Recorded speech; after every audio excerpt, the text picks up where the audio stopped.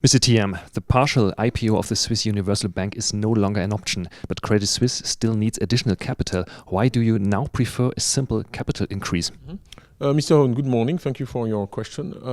Let me explain. We said in 2015 that we needed 9 to 11 billion of capital. That's a big number, Credit Suisse, over the next between 15 and 2018. We raised 6. If you remember, we did a big capital increase in 2015. We raised 1 through internal measures, so that's 7. To go to 9 to 11, you still need 2 to 4. And at various quarters, we've spoken together, and I've said we still need 2 to 4 billion of capital. So we are not announcing today anything we haven't been saying for 18 months. Credit Suisse always needed that 2 to 4. The question was how? And the IPO was an option to get that 2 to 4 billion. And we said in February, after the settlement of the Department of Justice issue, that now we had more certainty. So we could finally make a decision, but we would study all the options and come back to the market once the board has made a decision. That's what the board has done, and it's decided that actually, now that all that uncertainty is gone, raising capital for a straight rights issue is the right thing to do. And why do we need this capital? We need this capital because the business is growing. You saw the Q1 result, and before Q2, Q3, Q4, doing very well, growing at very high return on capital. We need to continue investing in that business. And also raising our capital ratios will contribute to maintain the confidence of our customers and clients and allow us to continue to grow the business. The IPO had some downside, which we always knew. It triggers a dilution of the shareholders, and it was going to be giving away a portion of an asset we really value. But it was the only option we had at that point in time, because in 2015 we couldn't raise 9 or 10 or 11 billion of capital. We just simply couldn't do that. But you now think the 4 billion is enough for further growth on solid base? Well, it's just our plan. We said we would raise 11. We've done 7. 11 minus 7 is 4. So we're raising as we said, and we said we'd do it in 17, and we're doing it in 17. We're just implementing our plan. The markets have been positive in the first quarter 2017, and Credit Suisse could benefit from these more favorable conditions. Has the positive momentum continued in the second quarter or even further improved? That is true. And so we're always cautious in talking about the future. We are pleased when the past is good, which is the case here.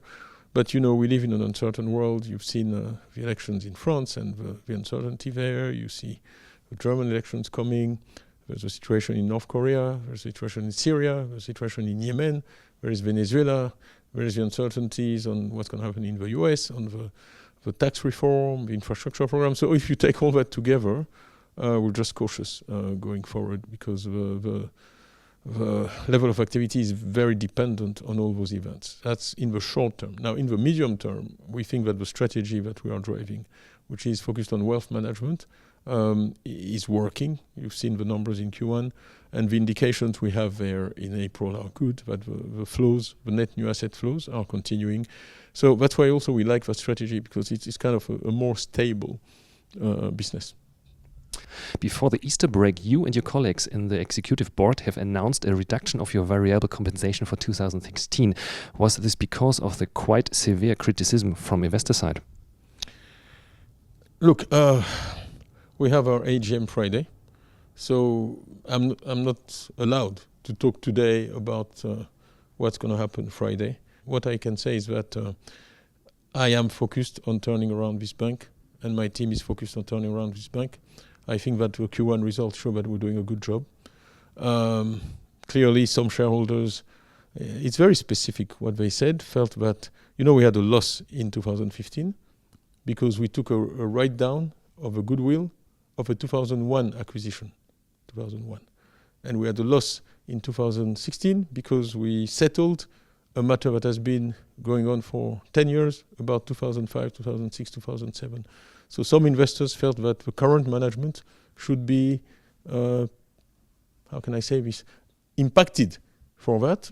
And look, all we can do is very pragmatic, listen to our shareholders. We have to listen to them, they are our shareholders. And there was absolutely no pressure on the team or myself.